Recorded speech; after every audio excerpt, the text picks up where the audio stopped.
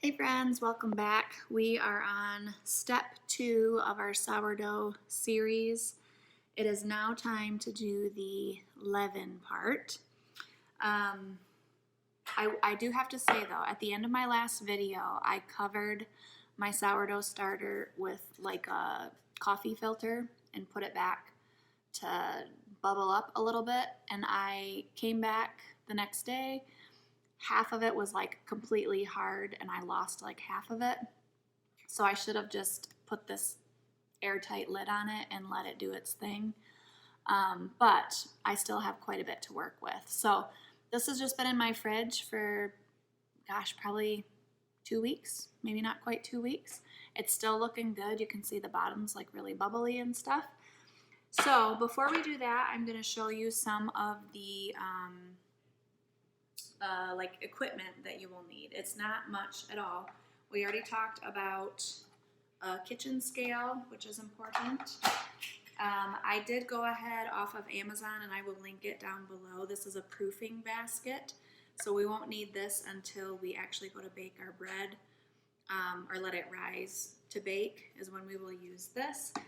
But it came with like this scoring tool, which you want to score the top of your bread when we're ready to bake. And then it kind of came with like this scraper. I kind of like it. It's like flexible. I have a bench scraper, but it's really hard. So I might end up using this one. I don't know.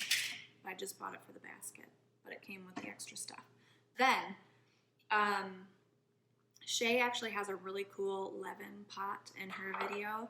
And I have this Pampered Chef like crock thing with the top on it, so I'm just going to use that. I would actually love to find a leaven pot and have that be my bread pot, but I'm on the hunt for that.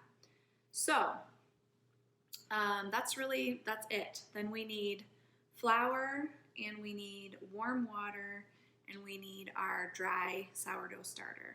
So we're going to start with 30 grams of dry sourdough starter, cold from the fridge.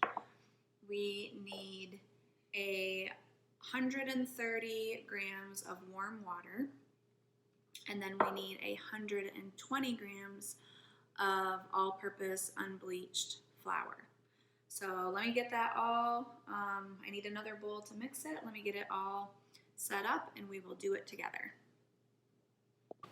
Okay, I have my scale. I'm going to turn it on. It is already set to grams, so that's good. So I'm going to put my bowl on top now, tear it out so it goes back to 0. And then we're going to get 30 grams of our starter. So no idea how much that's going to be, so we're going to try a blob like that. Ooh, 28.8, not too bad.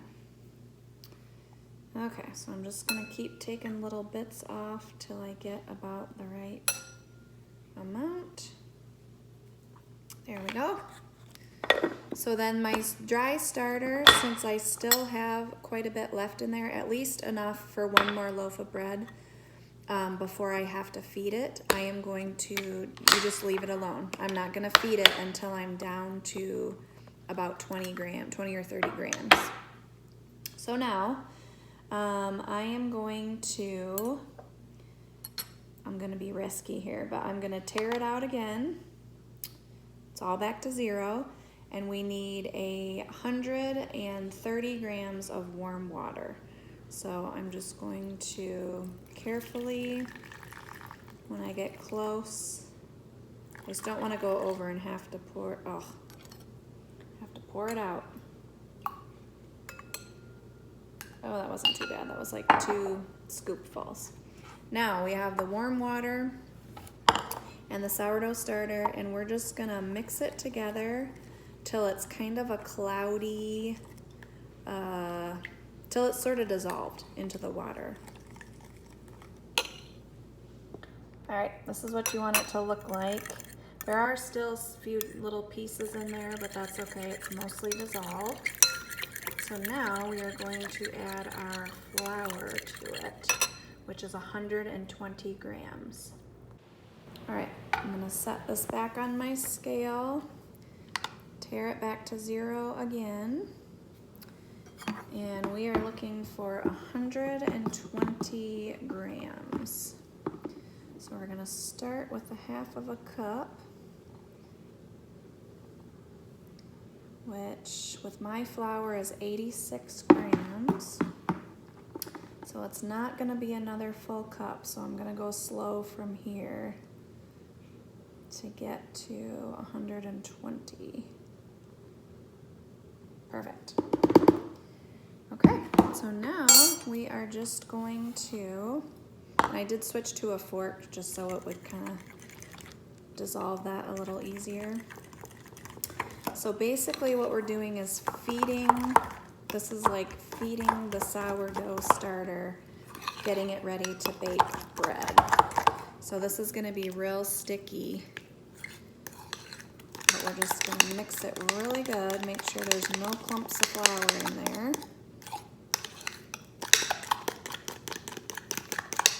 Get an arm workout. Okay, so this is the consistency.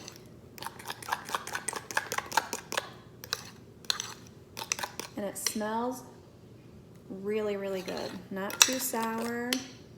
You can tell that it's active though. Okay, next step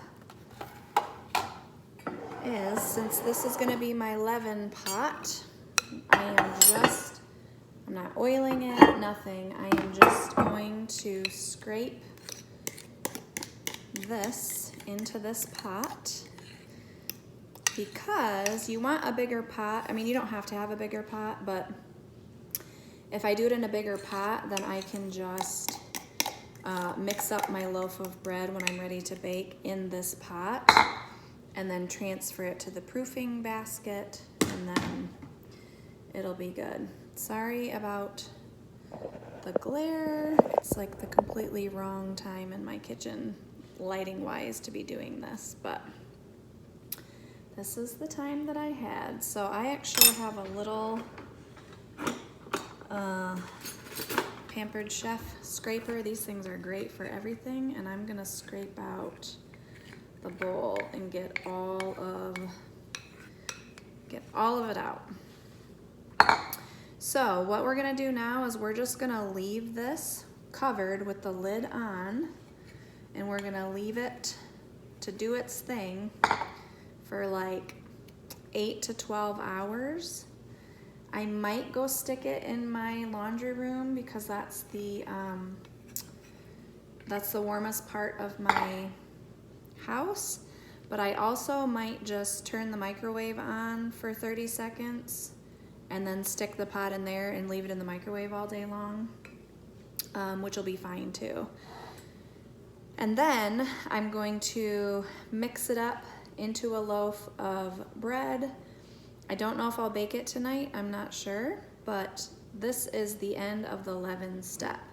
Then I'm just gonna put my lid on, probably set myself a reminder because I don't wanna forget about it, because I've been known to do that. I hope you will come back and join me for when I bake an actual loaf of bread. I'm hoping to conquer this. Please let me know in the comments if you are following along and trying out your own sourdough. I would recommend buying a sourdough starter. That seems to be more successful for me so far than starting my own. So I hope you enjoyed this video, and we will see you in the next one. Bye.